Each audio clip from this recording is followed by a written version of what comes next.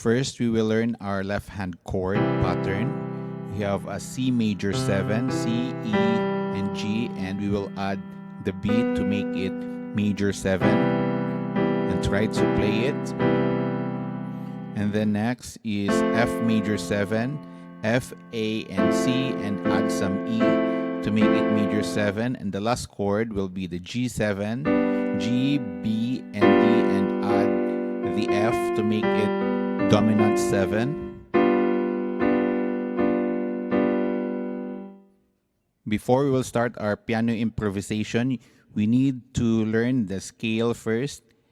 Now we will learn the C pentatonic. So this is the C pentatonic scale, just a 5-note. C, D, E, G, and A. And after it, we will create some phrases, musical phrases, just like this. The goal is to just play without judging your creativity. So let's try.